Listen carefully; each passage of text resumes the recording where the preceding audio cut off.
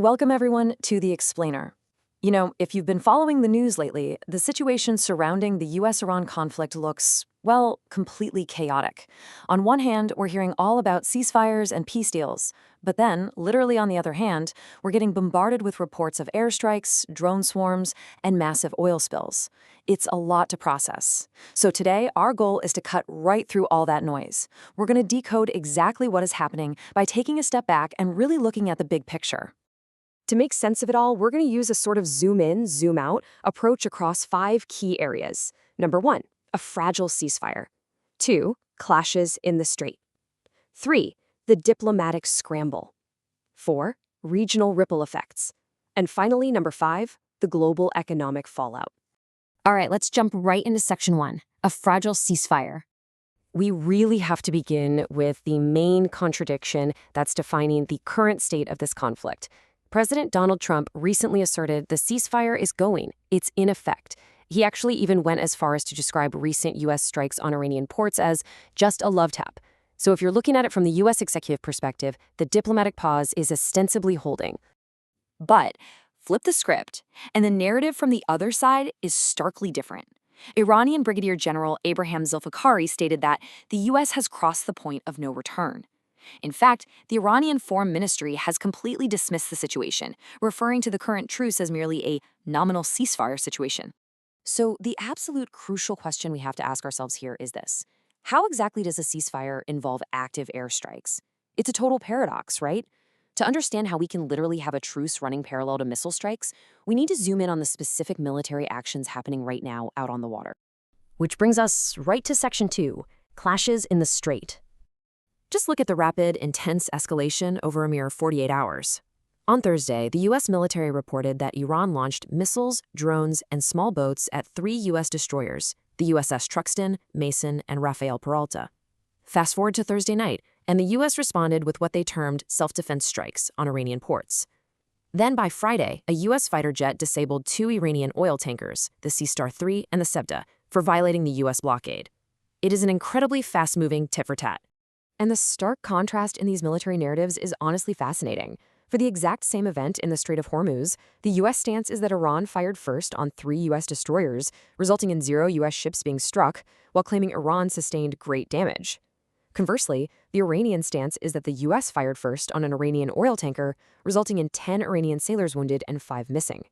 Mapping these claims side by side like this shows us exactly why de-escalation is so ridiculously difficult. Both sides firmly believe they're strictly retaliating. Meanwhile, the physical scale of this maritime standoff is just immense. 57. That's the number of commercial vessels the U.S. military has forcefully redirected to enforce its blockade, keeping ships from going to or leaving Iranian ports. We're talking about a massive disruption to one of the world's absolute most critical supply routes. Okay, let's step back from the military theater for a moment and move to section 3, the diplomatic scramble. Right now, behind the scenes, we're seeing a textbook carrot versus stick approach. On one side, you've got Secretary of State Marco Rubio publicly stating the U.S. is waiting on Iran's response to a peace deal proposal, hoping for a serious offer. But then, on the exact same day, the U.S. Treasury is simultaneously issuing a fresh wave of severe crackdowns. Specifically, the Treasury is targeting 10 entities spread across China, Dubai, Hong Kong, and Belarus. The primary goal here? To completely choke off international support for Iran's Center for Innovation and Technology Cooperation, directly targeting the supply chains that feed Iran's drone and ballistic missile programs. So diplomacy is ostensibly active, sure, but the economic warfare is only intensifying. Moving out a bit further, let's look at section 4, regional ripple effects. Because we have to remember, this conflict is absolutely not contained to just the U.S. and Iran. The regional fallout is incredibly severe. In Lebanon, the human toll is just devastating.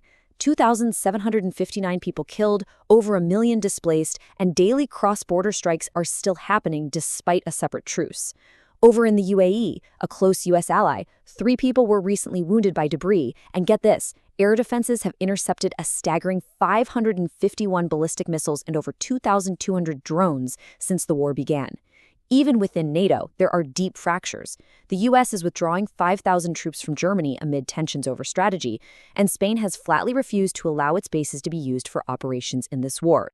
But, amid all this regional chaos, there is still a push for stability. U.S. broker talks between Lebanon and Israel are officially on the books for May 14th and 15th in Washington, D.C. The goal there is to try and forge a lasting peace and security arrangement. So the diplomatic wheels are still turning, even as the region remains a powder keg. And finally, Section 5, Global Economic Fallout. We need to zoom out to the macro level to see exactly why this matters to every single person watching this explainer right now. Consider this incredibly stark perspective from Iranian advisor Mohammad Makbar. He said, the Strait of Hormuz represents an opportunity as precious as an atomic bomb. Just let that comparison sink in for a second. He explicitly notes that having the power to influence the global economy with a single decision is a major opportunity that Iran will not forfeit. It perfectly frames the immense geopolitical leverage Iran believes it holds over the entire global oil supply chain. And let me tell you, the rest of the world is taking this leverage incredibly seriously. Southeast Asian nations, which have been badly hit by fuel price spikes, are adopting an urgent ASEAN crisis contingency plan. It's basically a survival tactic. They are coordinating emergency fuel sharing, planning a regional power grid, aggressively diversifying their crude oil sources, and fast-tracking the promotion of electric vehicles. They are actively scrambling to insulate themselves from an energy crunch dictated by this exact conflict. And there's another massive, immediate consequence we can't ignore. 80,000. That is the estimated number of barrels of oil that have recently spilled off Iran's Karg Island terminal. That spill has created a massive 27-square-mile oil slick right in the middle of the Persian Gulf. This spill entirely exposes the extreme environmental and economic risks of fighting in an active, oil-rich war zone. Maritime intelligence experts are noting that cleanup operations are virtually impossible while missiles are literally flying overhead.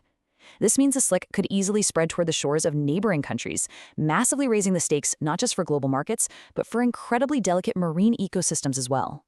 Which brings us to the ultimate question we have to leave you with today. Will a diplomatic deal arrive before the global ripple effects become entirely irreversible? Think about it. We have a nominal ceasefire that's layered with active airstrikes, a highly scrambled diplomatic push, and global markets bracing for a massive impact. The race between peace and widespread fallout has honestly never been tighter. Thank you so much for joining me on The Explainer today. Keep questioning, keep learning, and I'll see you next time.